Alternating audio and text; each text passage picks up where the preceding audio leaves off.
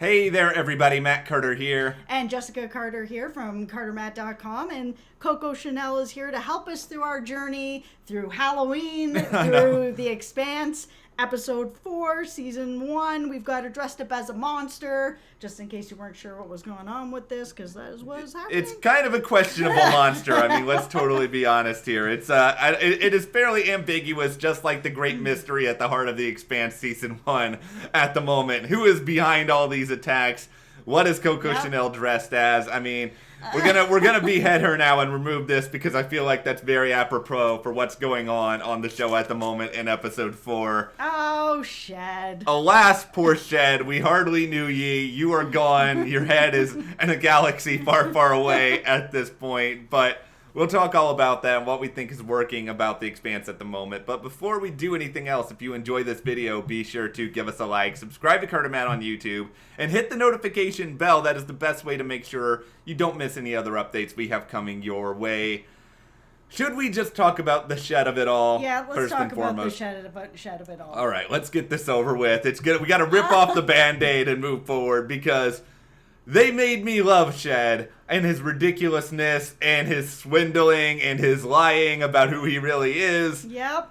And then they kill him off in episode 4 in one of the most horrific ways imaginable. Yep. And as much as it sucked to lose Shed, it feels like it was really important to lose Shed for at least the building that feeling of this show, which is that this show is fearless. It is a universe where people can die at any minute. There has to be that fear put in us as the audience that this is a very fragile state of affairs, that anything can go wrong, and it does, and people can die, and they will.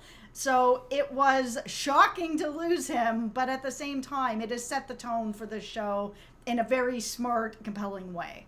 Yeah, it's done a good job of just putting us as viewers in a place where we're nervous all the time, and we kind of wonder, okay, what's going to happen to this person or that person? And I mean, I'm not going to pretend like I thought Shed was going to live forever because, you know, I don't know when The Expanse Season 1 was shot in proportion to Royal Pains in my head. I don't know if that's when Royal Pains was ending, but I knew Paolo Costanzo did some other stuff after Royal Pains. I didn't know about The Expanse. I feel like I would have heard if he was on this show full time, so I kind of thought he wasn't long for the world, but I thought we had maybe a few more episodes of him. Yeah, I wasn't in the same spot as you where I knew the actor. I haven't seen Royal Pains, so I wasn't sure.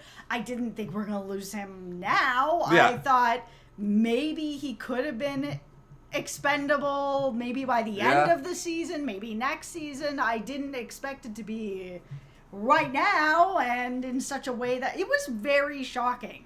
It was shocking. It was pretty gross. I mean, it's a good thing, I guess, to watch on Halloween. Watching blood pour all over the place. We have a headless, like, space rider here instead of a headless horseman. Yeah. But it is interesting, though, that out of everyone you're going to lose who's a part of, like, your makeshift skeleton crew, feels like the medic is not a good person to lose when you think about it. Yeah, probably not. I mean, I know he's not, like, a medic, but he's like a pseudo-medic. He's a fake medic.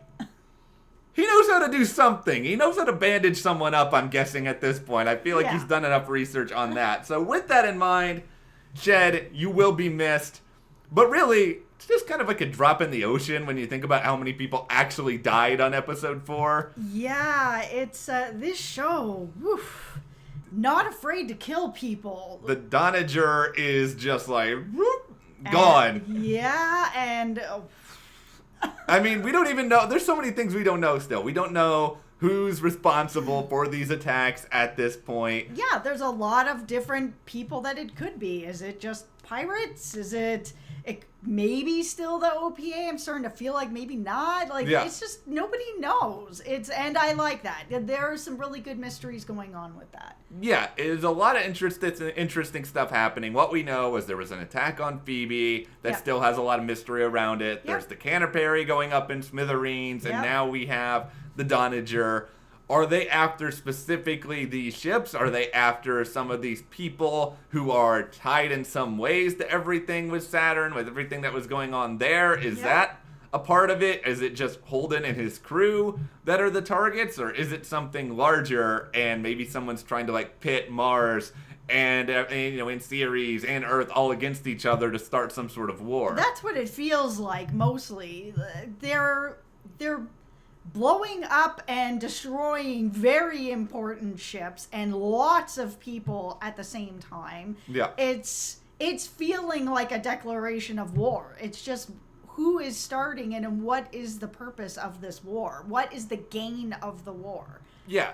It's a good mystery. I think it drives the show, even though I think the characters themselves do a really good job of driving the show still. They do.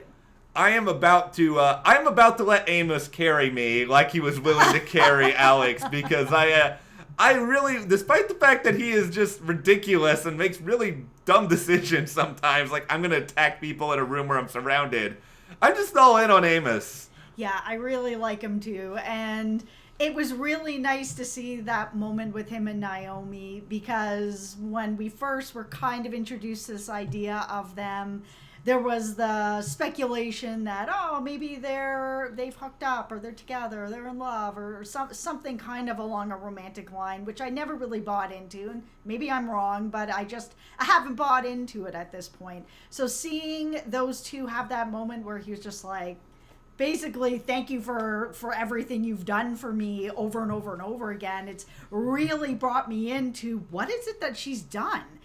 Has she helped him? Like, on what level has she helped him? Has she saved his life over and over again? Or is it more? Not that there could be more than saving your life, but maybe there is to him something that's more than that. What is that connection? I can't wait to find out more. I feel like you hit it in there. I think it is that she has saved his life, because he acts like somebody who owes her his life. But it may not necessarily be his life on the line. It might be something else that's... it's hard to explain. Something that he feels is his life. Yeah. If that makes sense. Whether it's, who knows, a kid of his, something that means something to him, that if he lost that part of himself, his soul, something that she was able to save for him, it may not just be his body. Yeah, and by the way, I do enjoy the multiple personalities that Alex has kind of going on right now, where you have, like, Martian Alex, who's in the uniform, he's cleaned up, he looks like he's all official, and then you have, like, Alex on the ship. He's back with the crew. He's like talking to the ship like it's a girlfriend. He's back fully in that sort of mode. It feels like different people.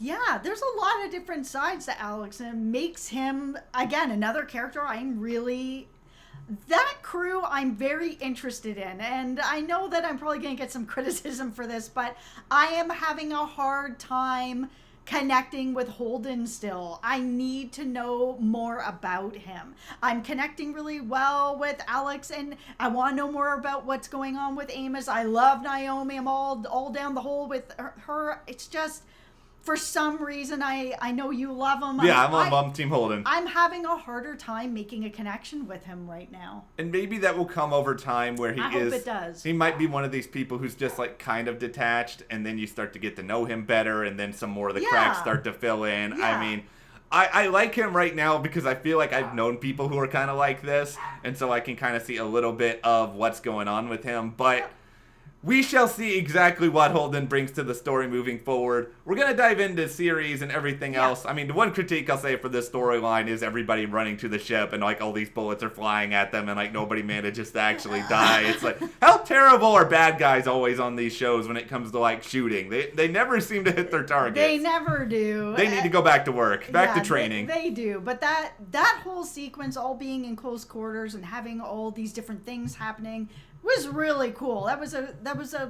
The whole thing was executed really well. Well, let's spend a second here on our new arrival to the mix this time around. I mean, I'm not always good with names at first glance, so I'm just going to continue to call him Chad Coleman, a.k.a. Tyrese, for the time being. But Chad Coleman he's playing this character as head of operations. He's trying to get this ship together for this Mormon fleet that seems to be off on a really long mission that's going to take a long period. I'm sorry, I'm about to reference Mass Effect again, but this feels very Mass Effect Andromeda to me, where you're going to some far-off place with a crew of people who I think are obviously out with a specific goal. You don't fire Chad Coleman. That is the lesson that I got from this storyline. Yeah, that was a pretty interesting threat to basically be like, if you're gonna, that's okay, you want to let me go, you can let me go. But know this is going to happen to you. You will get people who will be way worse than who is working for you now. And who knows if your ship is going to last? Who knows if you're going to be okay? It could be shoddy work. It's all up to you. Make your choice. And be like, well, you're rehired then, is what I would be saying. But yeah, no, that was a very, very intense scene. Yeah, I mean, Chad Coleman didn't go. Do you remember the story of that guy who was the flight attendant who, like, quit mid-flight and then, like, had the tantrum and then put the slide down? Yeah, and then drank a couple beers. And yeah. I don't think... Steven Slater. Oh, that's, I think Chad Coleman didn't go full Steven Slater in this moment, but maybe that was, like, something on his mind. But I feel like if he goes full Slater, a little bit more in terms of steep consequences than drinking some beer and going down the slide. I think it's a little bit more drastic, but... It is. Just a quick little taste of that story. I'm sure we'll see more of Chad Coleman moving forward. Hope so. Yeah, hopefully it ends better than it did for Tyrese. But anyway, over on Ceres, a lot of stuff going on here. I mean, first of all, how is Havelock still alive? This dude got impaled. I know, but we did see someone get, a rebar through the hat over on 911 if you were watching season 1 of that, and he's still all right. So, I mean, through a chest, it might be a little easier than through your brain. This is Halloween.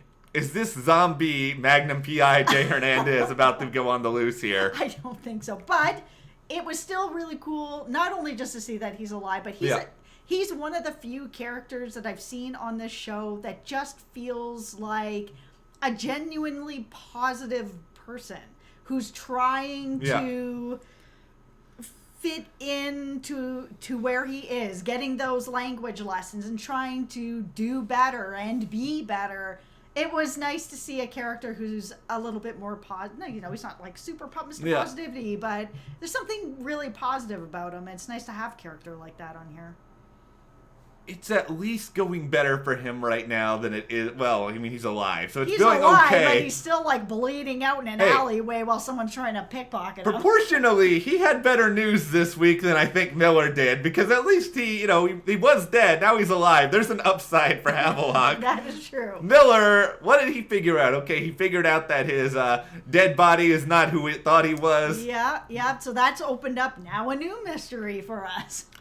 Did Raymond Reddington on the Blacklist get this imposter technology? And I've been doing Blacklist videos for months on end about this. I'm not going to go down the Blacklist rabbit hole. But anyway, yeah, it turns out there's a lot of imposter information going on here in this guy's body. And I feel like it is sort of like he has solved one mystery, and now there's like tons of other mysteries that are opening up for him. Yeah. Also, Miller, guy's got to work on his social skills.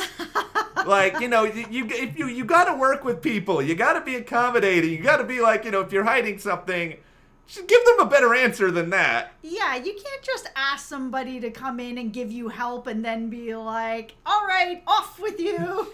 Well, are you going to give me anything in return? Nope. Goodbye. So, yeah, I understand why he's kind of like that, but at the same time, you got to work on those social skills a little bit, because at some point she's going to be like, oh, you need my help?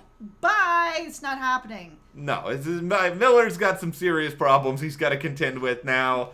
I feel like this is a mystery, though, that's going to last all season at this point. Yeah, I hope so. It's a good mystery, and I enjoy it. So. Yeah, I feel like if they were going to really resolve this, they would have spent maybe a little bit more time on it on these first 3 episodes, and then they would have jumped forward into something else. Yeah.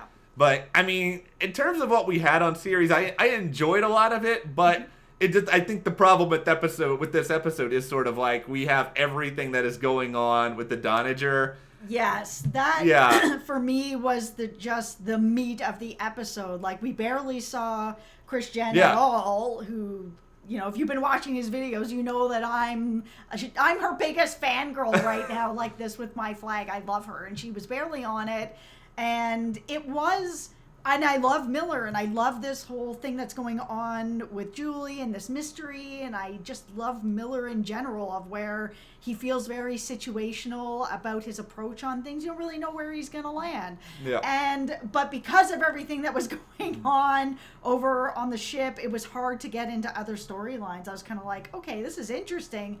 But what is happening over here? Shed has no head anymore, and the ship is blown up, and everybody's getting pirated, and like, I need to know what's going on over there. Yeah, we had the total typical bad guy response too, where he's just like sitting there and they're trying to get information out of him, and he's just sort of like, well, I'm gonna be dead soon anyway, and then that's like all you get. And then he was. Yeah, so no real answers yet, but answers maybe to be determined. We're going to stick around, and we're going to keep getting into all of this, and I hope you guys are enjoying these videos. If you are, let us know what you thought about these episodes when you were first watching in the comments, and also give us a like, subscribe, and you can support us further by checking out that link in the description to the Cartomat store. And we'll see you here next time